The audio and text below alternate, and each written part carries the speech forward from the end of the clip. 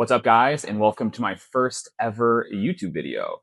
So to introduce myself very briefly, I'm based in Los Angeles, I live in the fashion district, and I run Hellish Materials, which is an archival space both for resale and also for research.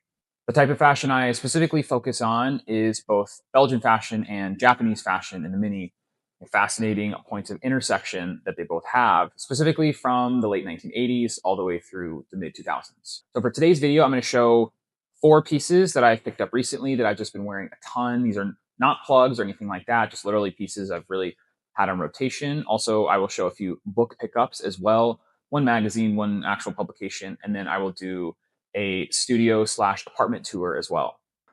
All right, so clothing piece number 1 that I have been wearing a ton recently is this Rick Owens Stooges jacket. I'm a huge fan of the Stooges jackets. I think it's one of Rick's best designs and most timeless designs. I mean, it's already based off a Shut Perfecto, which, is a timeless design. It's Rick's interpretation of it. This one is, I believe, from 2011 or 2012. Honestly, early Rick stuff is very difficult to date.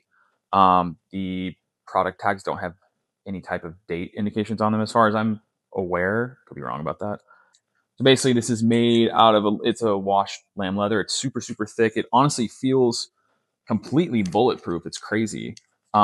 It's a little bit big on me, even though it's a 48, but it's just so supple and nice. And it fits really tight to the body when it's zipped up, which is amazing. So I've been honestly wearing this a ton. Really the only jacket I've been wearing, at least in Los Angeles. Piece number 2 is this Kyoji Maruyama rabbit fur lined, honestly kind of bondage jacket. So it has these bondage straps at the top, which are really cool. Just a really interesting jacket cut wise. Has this sort of overlaid piece of fabric on the back with a lot of grommets put in, as well as a lot of zipper pockets on the sides.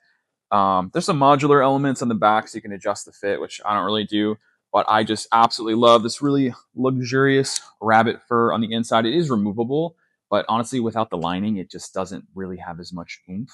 But when this is zipped up with the rabbit fur on top, not only is it super warm, it looks very goth, very cool. So I have been wearing this anytime I've been going somewhere cold. It's not even close to cold enough in LA to be wearing this, but if I'm anywhere cold, this jacket is very sick and very fun to wear. All right, piece number 3 is also Kyoji Maruyama. So this is a pair of pants, and I'm not kidding you. I've literally been wearing these almost every single day.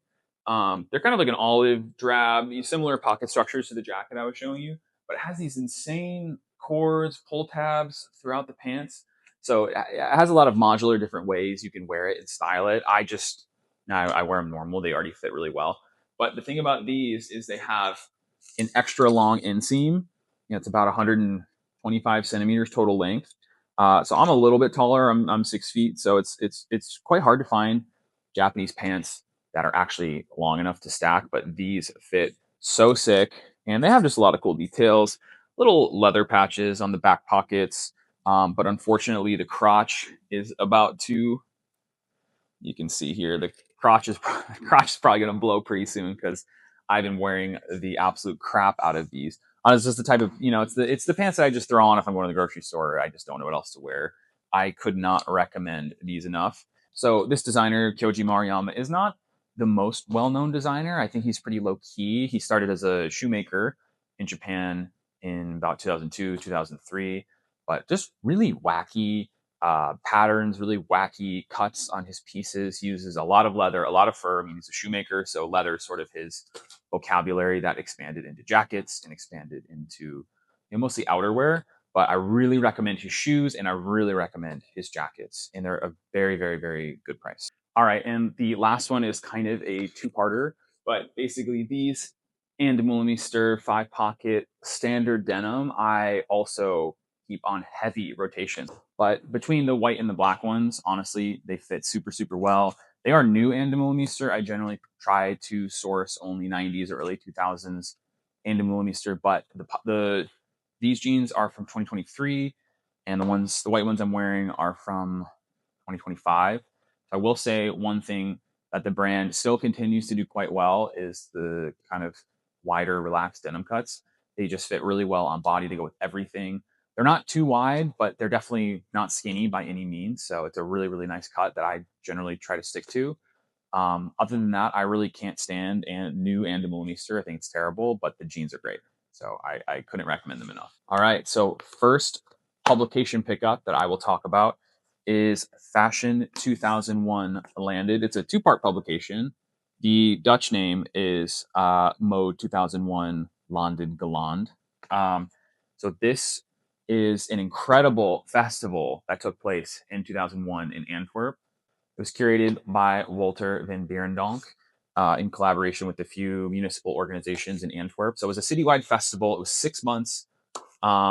All the Antwerp designers were involved, aside from Martin Margiela. That's a different story. He basically left for Paris and never came back. He never really kept in contact, even with the other Antwerp Six. But the festival was incredible, and it involved several different exhibitions throughout the city, public art installations, and Ray Kawakubo actually came to Antwerp to show her autumn-winter 2001-2002 collection, which she staged in what she called 5 movements, one of which was open to the public. The other 4 were attended by the Antwerp Six and by other Antwerp-based designers. So incredible crossover between Japanese and Belgian fashion, but also just honestly the pinnacle of Antwerp showing what kind of futurism and fashion capital it was and had to offer. So I am writing a report on it right now. Should be out within the next week. By the time this video is posted, honestly, it will be out. So I will drop a link in the description. So would super appreciate if you guys check that out if you're interested. All right, pickup number 2. Sorry for the crinkles because I'm keeping it in its wrapper. But this is Fruits Magazine number 6. So I'm sure most, if not all of you, are familiar with Fruits Magazine. It has been run ragged on Tumblr. But Fruits is honestly an incredible publication, especially the early issues like this one. I mean, this is the 6th ever issue released, are a little bit hard to source. They go for crazy prices online. Please do not pay $400 for an early issue of Fruits. That being said, this issue in particular is really amazing because it has an interview with Takao Yamashita of Beauty Beast, which I am a big fan of and I research and write about a lot. So that issue is incredible. It's a 2-part interview with some really, really good photos by Shuichi Aoki, and also contains an interview with Kenny Shi, the incredible Japanese DJ. So super exciting, interesting issue. I'll be sharing scans of this issue very shortly. All right, so next part, we're going to do a little apartment tour. So this is my live workspace. It's in downtown Los Angeles in the fashion district. I'm sure some of you might recognize this building, but biggest improvement I've done recently is I revamped my workspace. So I got a brand new iMac, which is so much better to work on and do my scans. And I got an actual scanner. So I got a Plus Tech scanner. It's a large format. So huge game changer, night and day difference. Thermal printer as well, I recently picked up. So that is really nice to use. Down the hallway, we have basically some of my inventory I have pulled out for rentals and sale stuff, shoes and accessories on the shelf. So not everything, but that's just what I have out. This is my reference library. So it's a mix of fashion books, art books, and then also some novels or whatever, ephemera, etc.